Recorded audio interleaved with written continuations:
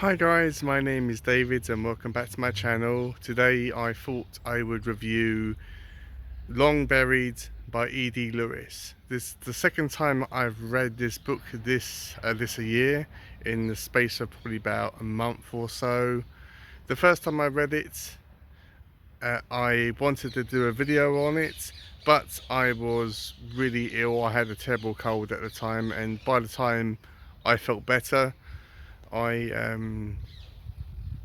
wouldn't say I forgot what happened in the book, but it wasn't fresh in my mind. So today I thought I would, I've reread the book. I finished it in September, so I thought I would do a video on it. So I'm just going to turn you around and we can just go for a walk in this cemetery while I discuss this book. This will be a spoiler-free video, and despite the fact that ED is a good friend of mine, I consider him a friend of mine, and he's someone that I wouldn't mind going for a coffee sometime. I am going to be giving you guys and him my honest feedback and thoughts about this story. So let me just turn you around and let's just go for a walk.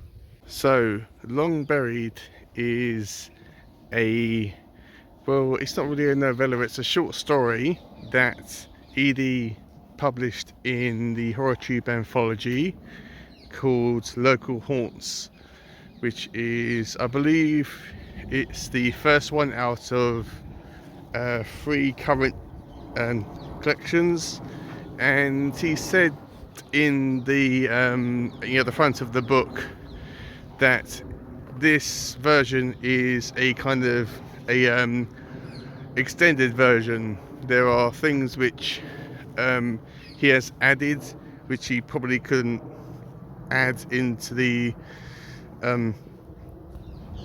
original version in the horrortube anthology. So this is an extended version. It is 27 pages long and it reads so easily. You can read this in like one sitting easily, no matter if you're a slow reader or not. So what is Long Buried all about? So it revolves around our main character called Garrison, who is visiting his childhood home, which is on a farm. And this building is so peculiar and so creepy that not even the birds want to go anywhere near it or have anything to do with the building. They just fly past it and just ignore it. And it's a very atmospheric property and building.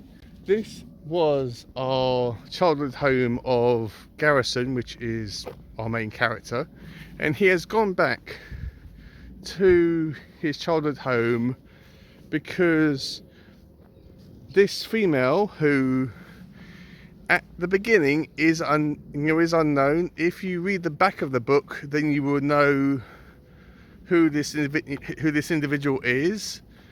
And because it's mentioned at the back of the book, I am not going to consider this as a spoiler.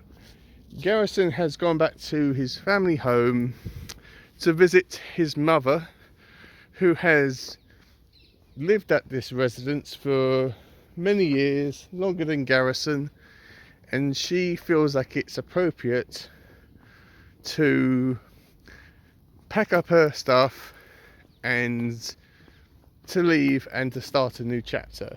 So because Garrison, this is his childhood home, as you can imagine, he's got loads of his personal belongings at this place, and probably his mother wants him to come and reclaim his stuff. So Garrison is very apprehensive about this. He's E.D.Lewis always talks about the atmosphere of the book, about what things sound like and what things look like. He's very atmospheric. He's very good into description, and we find out that Garrison's past in this house wasn't the best. growing up and with his mother, you know, mums, you know, they put too much pressure on their sons. You know, she wanted Garrison to go down a certain path and, you know, go to college in a neighbouring, close to the family home. And Garrison didn't really want to do that. He wanted to kind of, you know, follow his own path. But I just want to make it crystal clear, guys, that Garrison's mother was never abusive towards her son, and nothing like that actually happened. I just think that she kind of put too much pressure on her son, to be honest. Anyway, when Garrison's there, there's a kind of a tension between him and his mum as they kind of put up with one another. Because for the majority of this book, Garrison doesn't refer to his mother by, you know, name or calling her mother. He refers to her as simply that, her, she. If you didn't read the book, then you could have connected the dots and just said, right, I mean, you know, it's self-explanatory. I mean, this woman's kind of a more mature woman, and, you know, it's bound to be Garrison's mother. I think he kind of only calls her mum like once or twice within the book itself. So anyway, as the story progresses, we find out that Garrison has kind of these thoughts that something is watching him as he's trying to pack up his stuff. Mostly in the woods near this barn, and we find out through flashbacks, rather, sorry, that Garrison's mother was very, I wouldn't say controlling, but she didn't really want to have Garrison socialising with many of the younger kids, or, you know, his own age. And I think that kind of made him resent his mother a little bit. And we also found out about when Garrison invited a girl over when they were alone together. Don't worry, he doesn't delve into any sexual details or anything like that. But when Garrison kind of left this girl in his room to get, you know, I don't know, a drink, I think it was, she was she encountered this spirit that, as far as I can really remember, assaulted her in some shape or form. So it doesn't really go into detail about what this spirit did to this girl, but it definitely scared the crap out of her.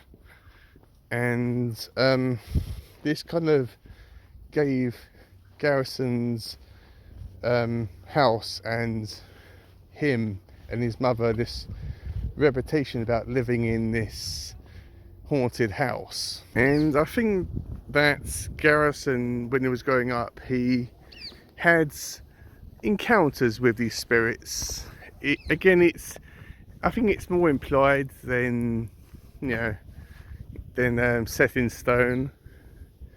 So when he goes back to his home, he has to confront these ghosts that are residing, or supposedly residing, in this house, and also confronting the ghosts of his past with what happened with his mother, and, you know, his childhood spending, growing up within this family farm. I also want to specify that even though this is set on a farm, it doesn't really focus on any animals, you know, horse, cows, sheep, or anything like that. It does mention a barn, but this could have easily been set in like this old wooden building. you know, in the middle of nowhere, and you know, because it did. I mean, the plot didn't really need it to be a farm location, but you know, I suppose Edie had his reasons. So yeah, that's the basic storyline, really.